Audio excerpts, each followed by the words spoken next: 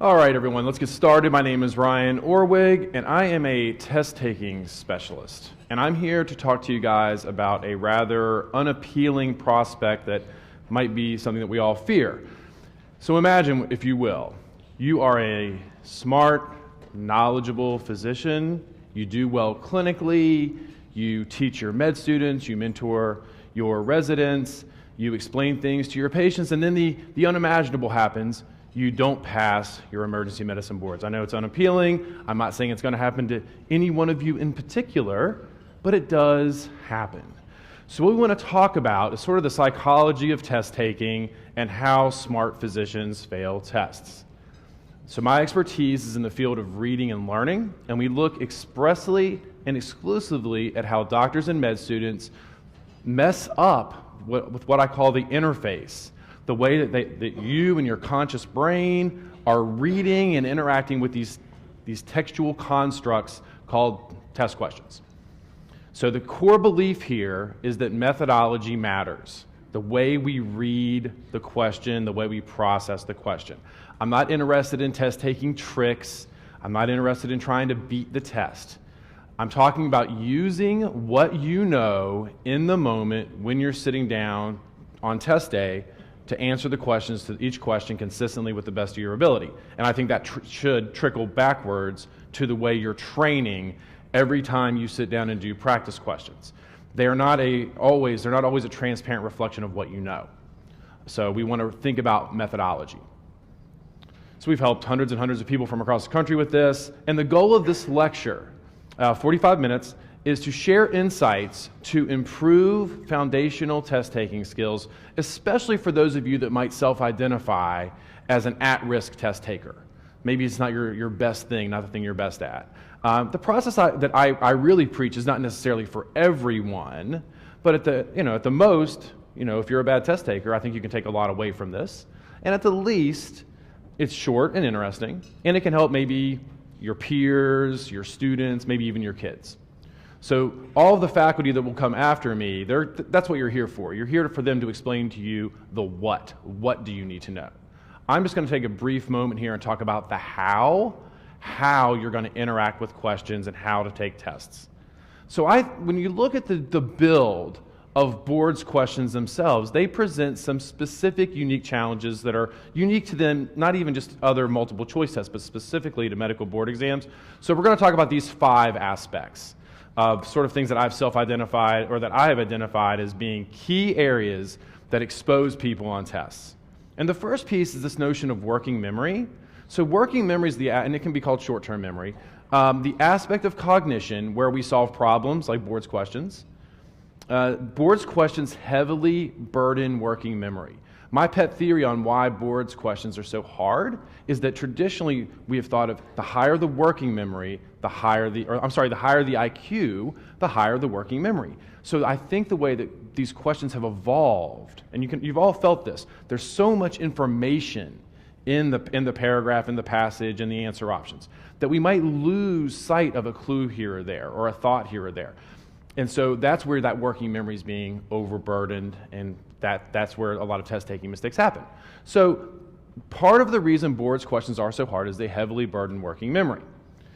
So if your working memory is average or slightly below average, that's going to expose you to more risks. This can be impaired as we get older, as we get more stressed, as we have more things going on. That can happen. That can be an impact as well. So the solution here, we can't really fix that working memory piece. But what we want to do, we want to install a system that limits burden on working memory. And this can be really robust or it can be sort of simplified. And we're going to sort of look at a simplified way to do this. Install a methodology for reading questions that limits that grind, limits that burden. So issues with working memory in regards to test taking. So this working memory thing lasts 30 seconds, give or take. This is just some pop psychology on this that I think helps explain it. Think of the working memory as a mental chalkboard where we solve problems. And the idea is that the capacity is 7 plus or minus 2. So the average person has 7 slots to hold on to pieces of information. On the high end, maybe 9, 10, 11 pieces. They can hold on to 9, 10, 11 pieces of information. On the low end, 5, 6 pieces. So I think for those of you that are good test takers or know colleagues of yours that are good test takers, I would wager a part of that is robust working memory. They can just hold on to more pieces of information when they're reading questions. It has nothing to do with IQ at this level, nothing to do with aptitude, with knowledge. It's just a skill set that they have. The nature of working memory is it will get overloaded. As new information comes in, it overwrites existing data with no alert or warning that you're losing a piece of information. And it can be impaired. Not all working memories are created equally. Like I said, the person sitting next to you might innately hold on to 10 pieces of information, and you only hold on to 5. It makes solving these questions harder. It exposes you to more risk if you fall under that category. And so for our concerns, when working memory is overloaded while working questions, it can make wrong answers appear to be right. Let me illustrate this.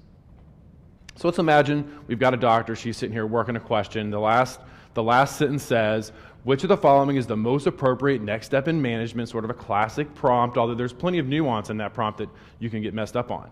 But then she's reading the question. Let's imagine she's reading it and her working memory is filling up.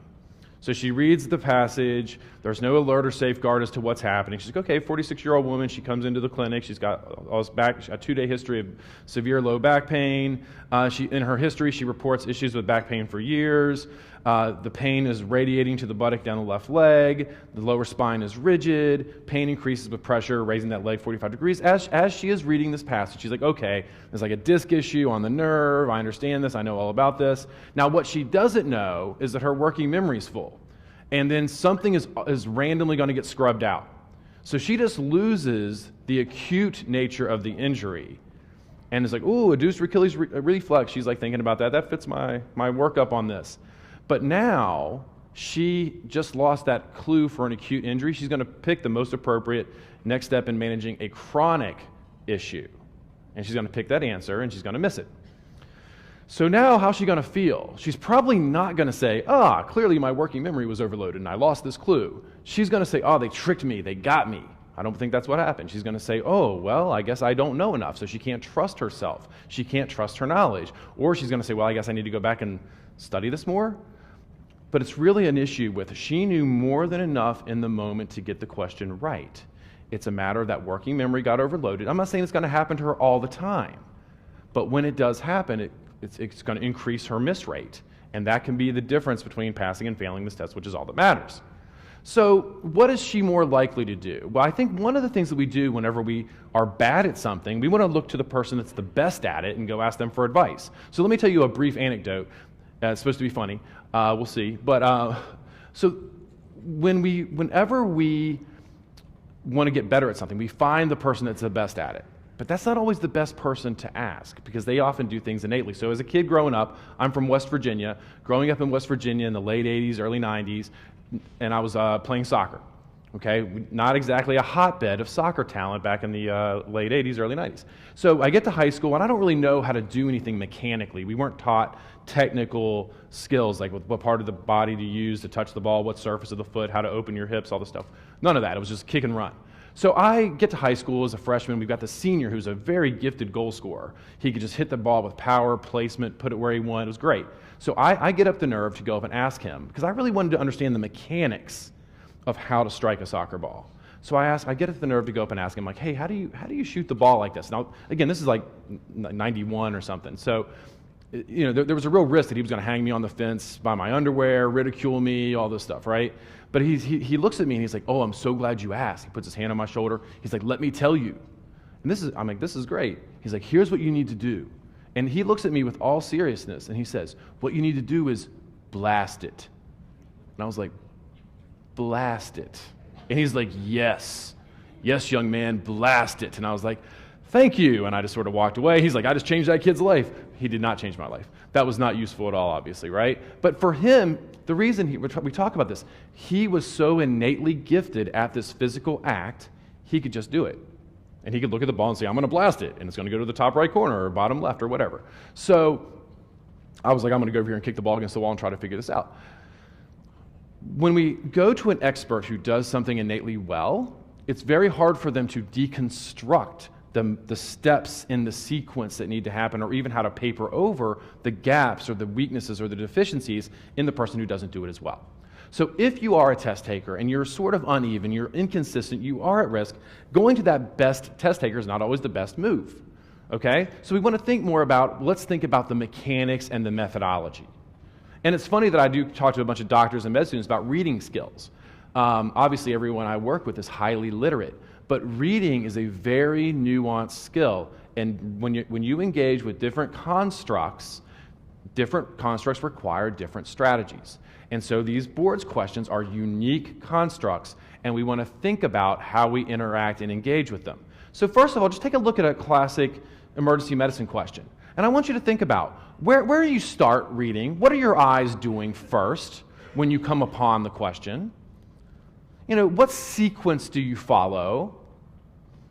What do you do with the answer options? How do you process through them? Now look, there are many philosophies and many approaches to reading questions, and it's not that one is right and one is wrong. It's not that mine is right over others. But the way that I approach it is for people who are at risk, people who make quote-unquote dumb mistakes, people who are uneven and inconsistent in their approach.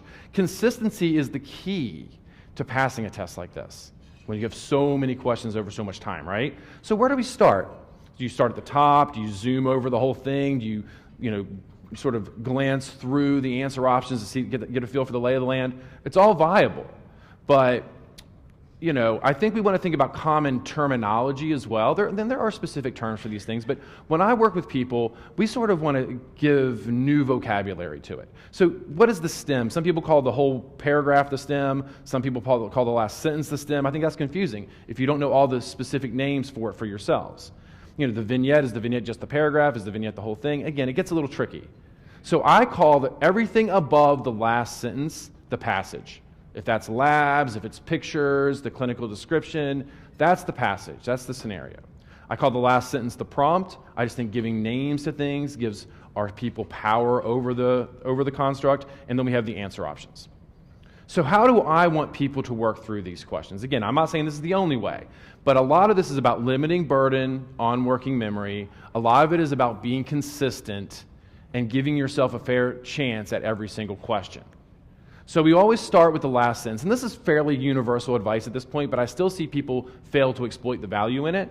And if you don't do this, I think it's something you really want to gear yourself toward. So we always want to start with the last sentence first. That tells us precisely what's being asked. We then want to read the passage, keeping that prompt in mind.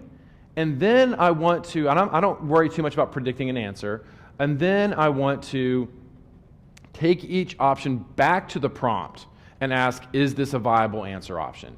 Is this a viable answer option? Basically turning each question into a set of mini questions.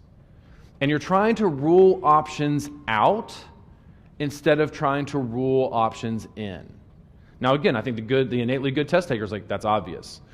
But for some inconsistent or bad test takers, this is an important piece.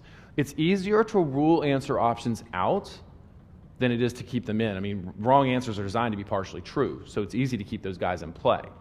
And I'm aware of the time constraints and all this.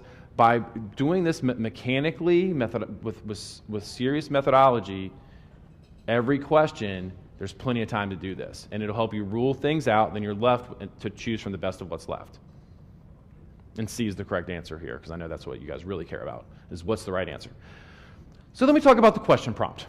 Number 3 and number 5 that we want to talk about here, the question prompt. And again, this has become fairly universal advice. To read, the prompt was what is the last sentence in the vignette. It explicitly states the precise question being asked. It is the single most important sentence in the entire vignette, and it will have the least amount of medical terminology and really very few, if any, medical clues. It is the easiest thing to dismiss. And I will see people read the last sentence first, but it's almost like they're just checking a box, like he wants me to read it, check mark, did it, and they're moving on. But you're better off to take a second, take 7 seconds, if that's what it takes, to read that prompt and really ask yourself, what is this thing asking? And then to anchor to it, bounce back to it every so often, to make sure you know precisely what it is you're answering. It is the easiest thing to manipulate and twist. I've rarely have ever met a physician who will answer a practice question where they're not answering some form of a question. The brain, the mind will create a question to answer. But if it's whether or not it's the precise question being asked, that's where the problem can often start. So the question prompt should always be read first. Now, what are some common issues with the question prompt? Well, number one, we want to think about the prompt as, if you read it first, your speed, your engagement with the scenario, your comprehension of the clues, your ability to navigate the answer options, they're all going to be augmented by knowing the prompt first. But unfortunately, just saying, hey, read the prompt first is not enough. You would think it is, but it's not. That's too close to saying just blast it, honestly. If somebody's having trouble with it, say, hey, come on, read the prompt carefully. It's very close to saying just blast it. So we have to be a little careful with this, okay? So you want to know the prompt it starts with reading it first.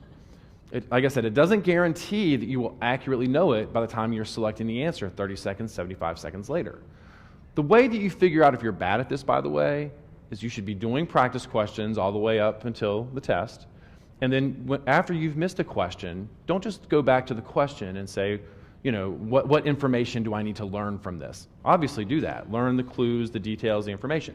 But also look at your process. Why did you miss it? You have to ask yourself, could I have gotten this right? We break missed questions into two categories. The one side is a knowledge miss. A knowledge miss is saying, I just did not know enough in the moment to get that question right. And that's even if you say, I know I'm supposed to know this information, I couldn't remember it, knowledge miss. I remember what page it was on the slide, it was down here, I had it circled in red, I couldn't see the clue, knowledge miss. Okay, I had it encoded wrong, knowledge miss. If you didn't know enough to get it right in the moment, it's a knowledge miss. But the other side of the equation is the test-taking miss. And this is after you read the answer and explanation, and you're like, oh, well, I should have gotten this right for X, Y, Z. Well, we're going to look at some of these. We're going to look at some scenarios they might seem like knowledge misses up front, but through analysis, we learn that they are actually test-taking misses. And we'll see what that looks like. And then when you see the test-taking miss, you have to identify why it was a test-taking miss.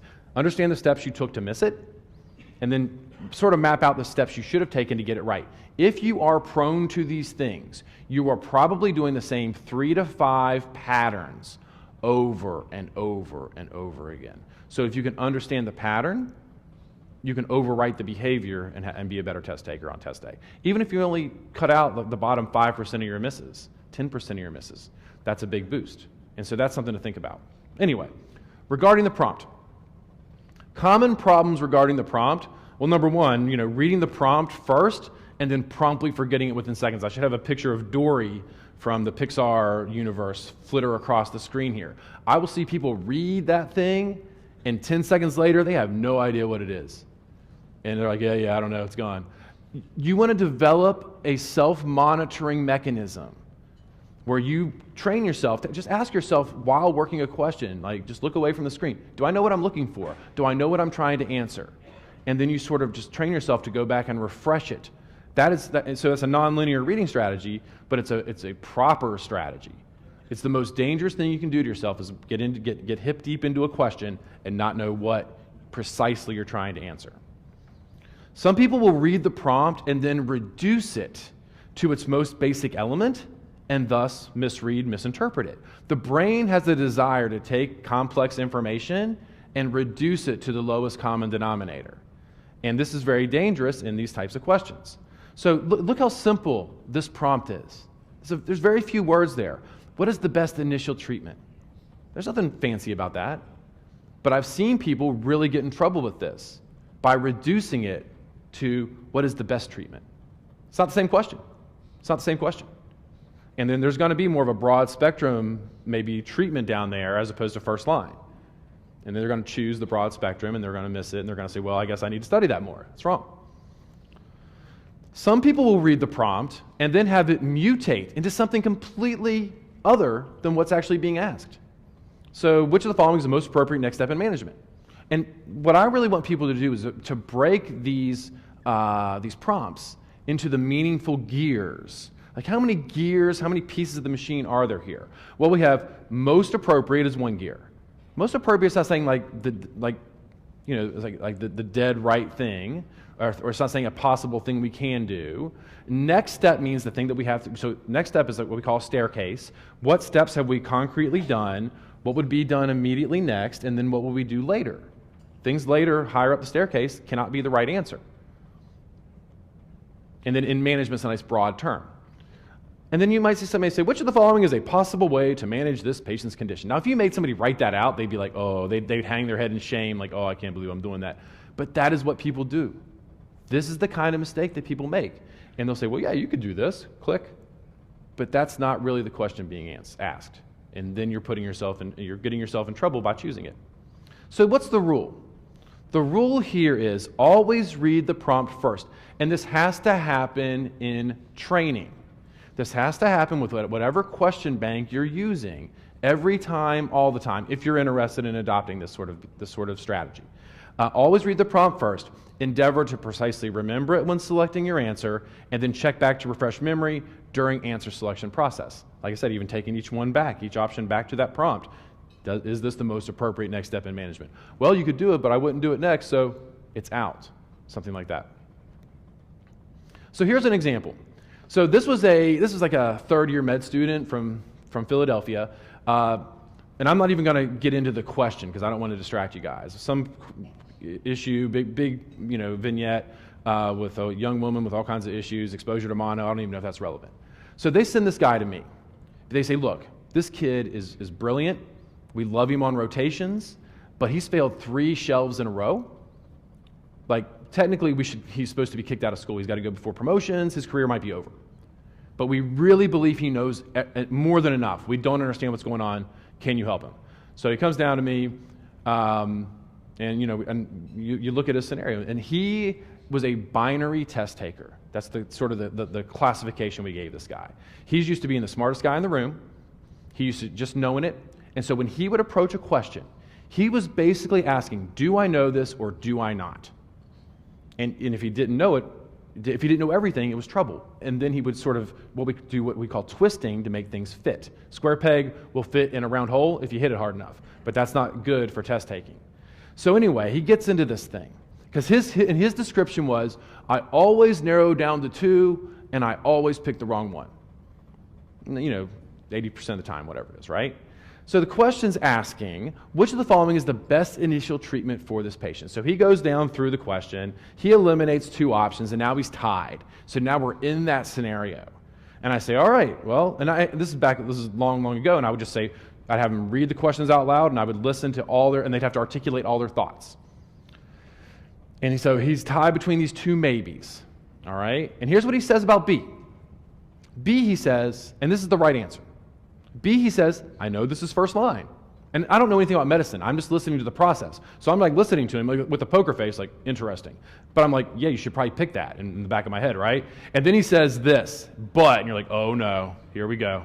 He's like, but I also know that's not the best thing, not as effective for D. You're like, okay, great. D, I know it's the better drug. So now he's like flexing on his knowledge that he knows about prednisone. Is prednisone first line treatment? Question mark. So that question mark right there, that's the thing he doesn't know, and he lets that derail everything. I like prednisone better. It's a safer treatment option for this fake patient, right? So he chooses D, finds out it's the wrong answer. And he's like, oh, here I am, doing the same thing I always do, right? D, and of course, B is right.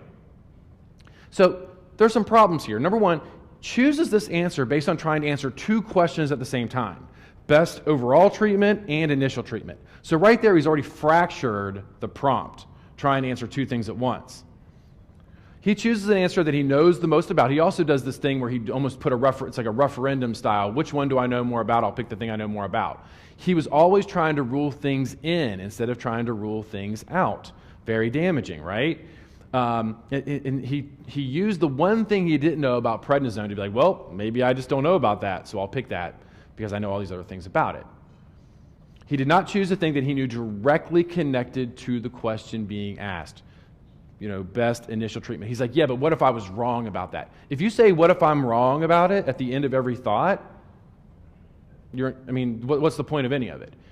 The theory goes that you have to use the parts of what you know every time, all the time. Will you miss questions because of that? Sure. But at the end of the day, you'll be fine. It's whenever you start waffling and toggling between it that's when we get in trouble. So I asked him, well, is this a knowledge or test-taking miss? It's a test-taking miss. Spoiler, okay? He's like, this is definitely a knowledge miss. And I was like, thunk, my head on the table. I'm like, how is this a knowledge miss? He's like, well, if I had known prednisone wasn't first line, I would have gotten it right. Like, yes, we have a lot of work to do. So, this is a test-taking miss because he knew more than enough in the moment to get this question right, 10 times out of 10. Okay? So this is what we had to wrestle with. We had to work with it, and he's now a practicing physician, so he's fine. But it was through fixing this specific thing that he was repeating over and over. So here's another example. So this is one of the first emergency medicine doctors I met when I started doing this course. This guy came up to me. He's like, I think I'm a bad test taker. So I sat down out in the lobby, and I said, do a few questions for me. And he read it out loud and articulated thoughts. He was a terrible test taker. So he looks at this thing, and he starts at the top, and he reads through it, not using the right process. 30-year-old man presents to ED after experiencing a fractured tibia 3 days ago during accident. Reports pain, numbness, weakness, feeling pins and needles in the leg. He's like, this is compartment syndrome. Any emergency medicine doctor knows this. And then he just sort of goes all over the place. It was just a bombardment of his eyes all over the screen. He sifts down, narrows the C, D, and E. He gets frustrated with options C, D, and E because what he says is they're all valid means of addressing compartment syndrome. Right or wrong, that's what he says. But notice how he's saying these are all things you can do to address compartment syndrome. That's not what the question is asking. It's not asking. It's the most appropriate next step in managing this patient's compartment syndrome. He's essentially answering, does it address compartment syndrome? Again, not what's being asked. He gets frustrated, picks an answer. He could easily miss the question. This experience also agitates him and makes him not trust himself and the test maker, calls it a bad question. So anyway, I end up working with him, and we sort of rebuild his whole process painfully. And then I bring this question out again. I had my notes on it. He doesn't remember it. And it was beautiful. It was a beautiful thing. It was like, look at the little bird flying. It was nice. So he goes through it, and he beautifully focuses on the prompt, music to my ears, right? And he focuses on two words he never would have focused on in the past, most appropriate and next step. And then he anchors to these things throughout. Takes each option individually back to the prompt, immediately rules out A, then goes to B, rules it out, gets to C. Would I check pressures next? Yes, I would do that next. I think it's a strong maybe, keeps it in play. Now D, this is the edge of the knife for him. This is a good option for dealing with compartment syndrome, but would I do it next? He's not even comparing it to the other one. He's just saying, would I do it next? I wouldn't do it next. I could do it, but it's not next, therefore it's out. And that's that rule out instead of rule in thing. And E, definitely down the line, definitely not next, out. So now it's a first run choice on C. So this example illustrates the value in anchoring to the prompt and taking each option individually back to the prompt, keeping the test taker precisely on target, on task. So when I talk to somebody like this, I'm thinking about where's the risk? What are we trying to flip to help this person get over? He'd failed his boards by 1 percentage point 2 years in a row. And that's a very common thing that we see. So we just need that little bit consistently to get him safely over the top. So I was listening to this podcast by Malcolm Gladwell. He writes about social phenomena and whatnot. And he was talking about strong link systems and weak link systems. And the question becomes, is test taking a strong link or weak link system? So he was using basketball and soccer to describe these two systems. He said basketball is a strong link system. If you have the best player on the court, you're going to win more games, you're going to win more championships. So back in the day with Michael Jordan on the court, you had Jordan, you're going to win more championships, okay? Soccer, he says, is a weak link system. He says soccer is not dictated by the best player on the field, but by the worst, the weakest link. So that's why like Lionel Messi in Argentina or Cristiano Ronaldo and Portugal, that's why they don't win the World Cup. It's not, they have two of the best players ever to play the game, but that's not what dictates success. It's the weakest link on the field because these other teams exploit the weakest link. So what is test taking? What is board style test taking? Is it a strong link system or is it a weak link system? It's a weak link system. This guy's success is not going to be dictated by when he kills a question or nails a question. His success is going to be how much we can minimize his bad behaviors, how much we can minimize these sort of issues here. And that comes from installing a methodology and being consistent with the way you practice and the way you train. That's how you sort of eliminate some of the weaker link pieces. Interface problems. So interface is a broad term that I use for the way that you and your brain and your eyes and your emotions interact with the question. That's interface. It's a transactional process back and forth. And we could talk, for hours about this, but just a few like high yield interface issues. Well, leapfrog reading and autocorrect. So fast leapfrog reading leads to misreads when the mind autofill skipped words at times to our detriment. So I think a layperson, certainly if you would have asked me before I got into all this, how does the eye read? How does one read faster? I would have guessed it's like a laser scanner, and if you read slow, it just goes slow, and if you want it to go faster, make the eyes go across the screen faster. But that's not how reading works. The eye itself cannot capture a fixed image like words on a screen or a page while the eye itself is moving. So they're called fixations or snapshots. So the eye sees a word or a group of words, takes a snapshot, goes over, snapshot, goes over, snapshot. Sometimes when we get rushed, what we do is we grab one big medical word, we jump over some other little words, grab the next big word, jump over, grab the next one, and we autofill in between. We've all seen the horrors of autocorrect when you're trying to text somebody or something like that. So that's kind of what the brain is susceptible to as well. If you are making a lot of misreads, like you're just butchering words or missing key clues, it's possible that you're just going too fast and jumping over this stuff. There's no need to get too exhaustive in trying to correct it. I think it just comes from being aware that this is the phenomenon and to clean up where you're wasting time elsewhere, which is often maybe getting to a tie that didn't need to be a tie, trying to rule things in instead of trying to rule things out. You can tighten up process elsewhere and give yourself more time to read through it more mechanically.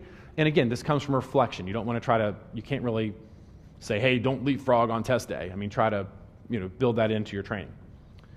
Blinded by prediction. Now, most test-taking experts will say, read the passage, read the prompt or whatever vocabulary they're using, and then try to predict the answer. I mean, if that works for you, please, by all means, do it. I would never say not to do that if that's good for you. But so many of the people that I meet, they're like, yeah, once I can't predict it, it's game over. And I'm like, well, how often can you confidently predict the answer? They're like, 50% of the time. I'm like, you're lying. They're like, it's true. It's only like 20%. It's like, okay. So you are using a strategy that makes you feel terrible 80% of the time. They're like, yeah, totally. That's exactly what I'm doing. You don't need to predict the answer on these questions. If you can, great. But some people will predict an answer and then they'll sort of shape the way they work through answer options to make the square peg fit in the round hole. Dangerous, bad. Or they'll feel like, yeah, game over when they can't predict the answer. You don't need to. I mean, I think you're better off reading the prompt in the passage, really getting the prompt in mind, maybe pick 2 or 3 clues from the passage to really build on so you're not just grabbing a single clue, and say, well, let's see what happens. And go in option by option. How does this fit? How does this fit? Let me try to rule it out. And go from there. If you can predict, wonderful. But if not, don't feel like you have to. Absolute versus partial knowledge. Like we talked about with the student from Philadelphia. He came in sort of behaving with like he needed absolute knowledge, that binary test taking. That's not necessarily, it's not needed at this level. You really want to learn to use your partial knowledge. Good test takers use their partial knowledge to eliminate wrong answers and choose the best of what's left. Bad test takers, I used to think they just weren't cashing in and exploiting that partial knowledge, but I think it's worse than that. I think the bad test taker actually uses their partial knowledge to kick away from the right answer and pick even more wrong answers. So say they're down to A and B. A is the right answer. They know something about A, but they don't know everything about A. So I'm just going to pick B. They kick away from it because they don't know everything. This is a true pattern that we see all the time. So again, you flip it, you've got to really change the mentality, embrace using the parts that you know, and use it all the time, every time. Not trusting what you know. It's a common thing. Well, I think A is the answer, but that's too obvious, so I'll pick C. Don't do that. All you have is what you know on test A. You want to really leverage using it each time, every time, all the time. And this must happen in training. You can't just say, well, I don't know, I'll study that later. Like really dig down, really tap into the pieces that you know, use it every time, and then that's how you're going to actualize that on test day.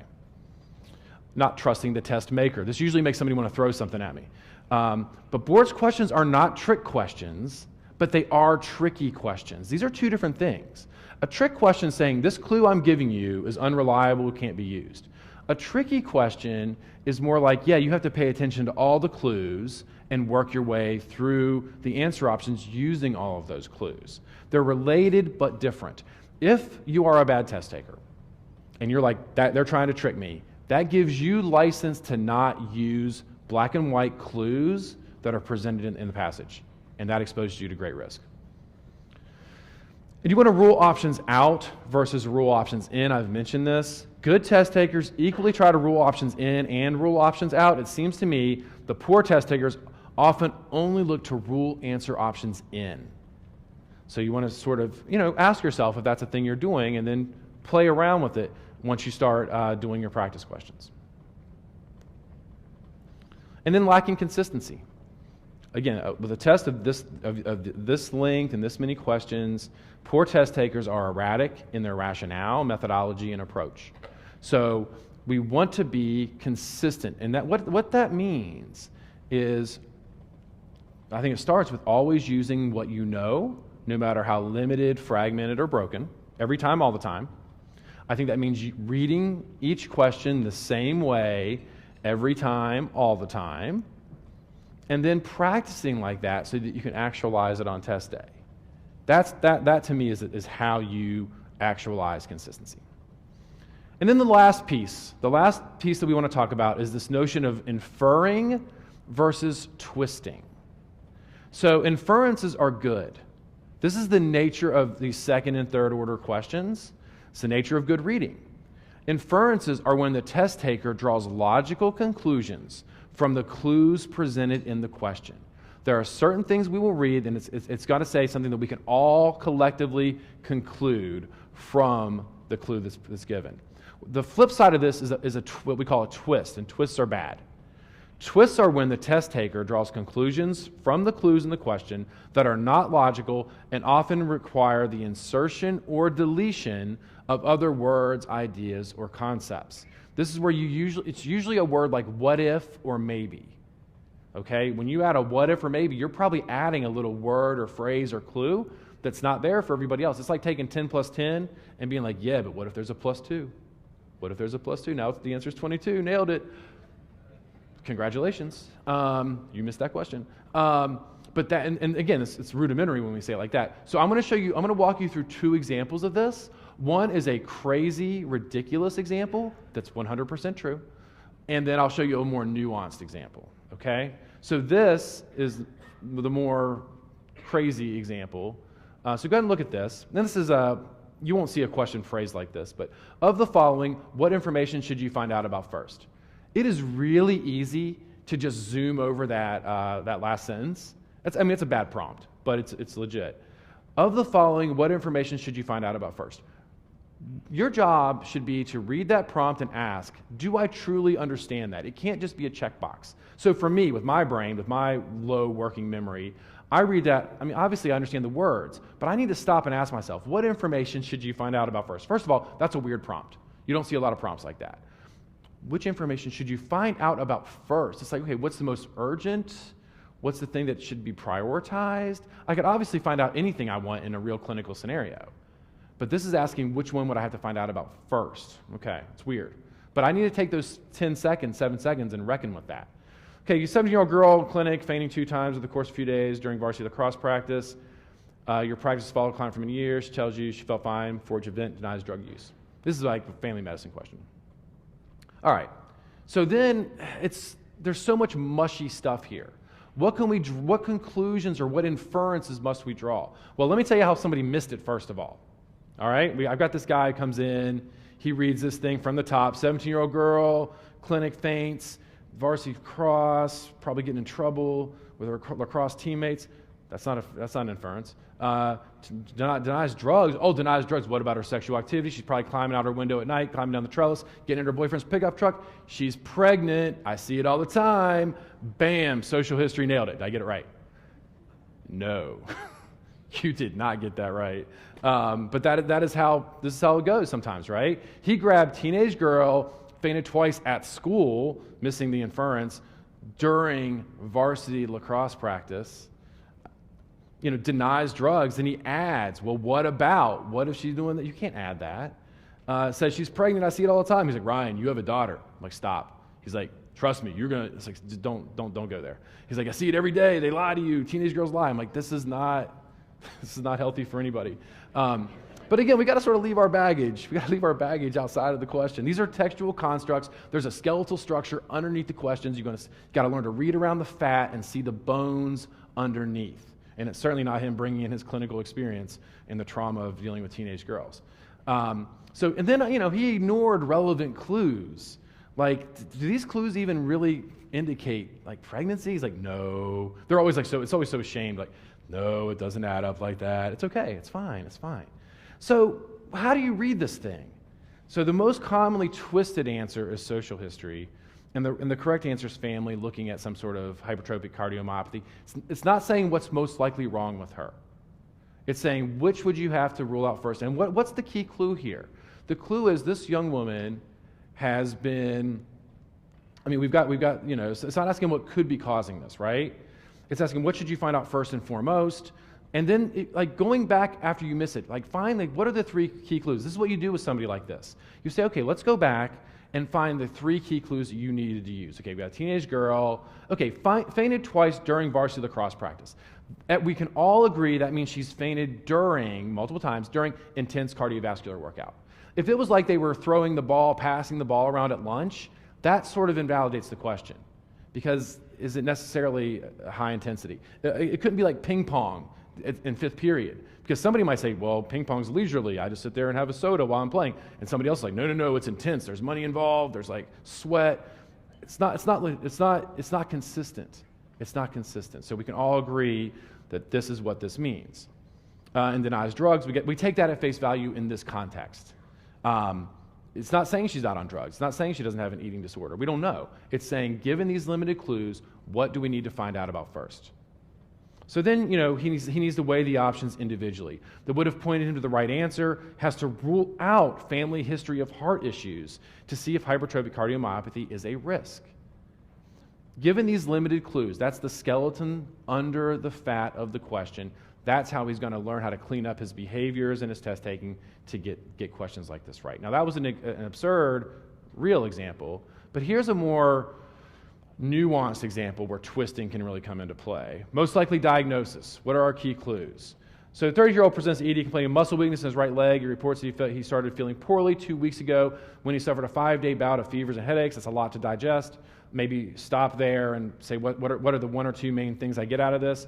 Ever since, muscle weakness has been getting gradually worse. You can see the lab values. You can read over those lab values, but we don't need them right now to get this right. It is determined his condition was acquired from contaminated water. I think you read that that sentence, and you can either be like, that's weird, I don't know what to do with that, and ignore it. That's wrong. Say, that's weird. Okay, a weird clue, a strange clue, I've got to see what I can do with that. What's the most likely diagnosis? So then you got Guillain-Barré. You think about, is that the most likely diagnosis? Does that fit? Maybe I take 3 key clues. Does it fit? West Nile virus, 3 key clues. Does that fit? MS, same thing. Addison, same thing. Poliomyelitis, same thing. Okay? So you sort of play that for a second.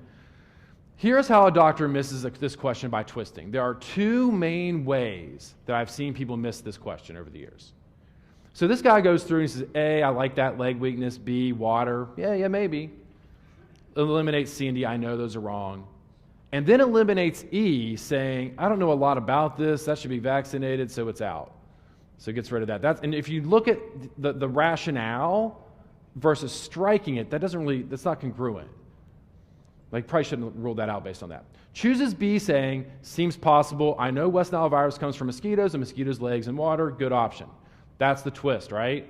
It's saying, because it says the condition was acquired from contaminated water. If you have to use air quotes, you're probably twisting. Well, the water was contaminated with mosquito eggs. That's a twist. And they're adding the vector in between water, mosquitoes to person. It's water to person. So that's a twist. It can't be, if you know that West Nile comes from mosquitoes, it can't be the answer.